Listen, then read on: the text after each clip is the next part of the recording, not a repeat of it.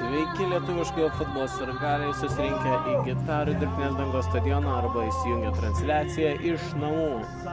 Šiandieną Šiauliuose turėsime dvi komandas susitinkančias su skirtingais tikslais šiame sezone. Ir teisėjas skelbia rungtynių pradžią. Puikus perdavimas kairę koją. Aštinant žaidimas, smūgis nuo 16 metrų atžymos ir puikus perdavimas į baudos aikštelę ir turime pirmąjį rungtynių įvartį. Panašu, tai dar kartą pelnomas įvartis Kristinas Perevizniuk.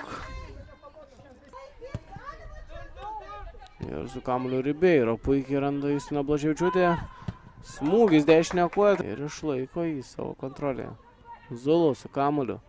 Perdavimas Ribeiro. Atmetamas Kulniuku. Čia puikus perdavimas Justinai Blaževičiūtė ir 2-0. Na, puikiai čia kombinacija.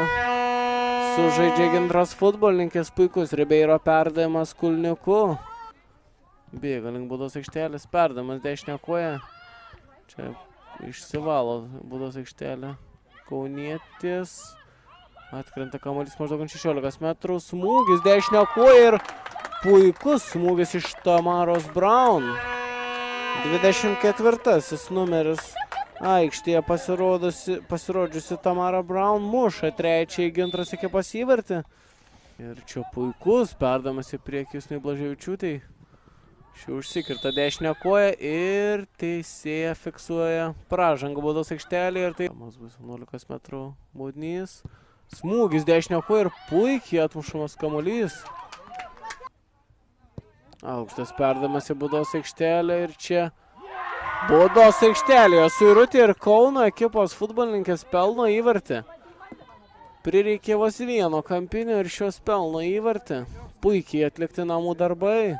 Tuomet įmušė antrą įvartį Blaževičiūtė, pirmąjį įvarčio autorė Perevizniuk. Ir trečią įvartį pelnė Tamara Braun.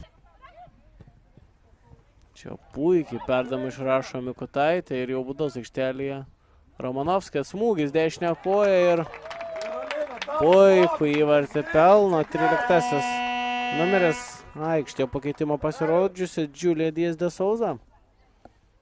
Taigi finalinis švilpukas žymi Gintros pergalę rezultatu 4-1.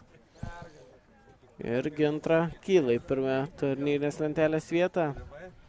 Na, mes su jumis atsisveikiname čia iš Šiaulių.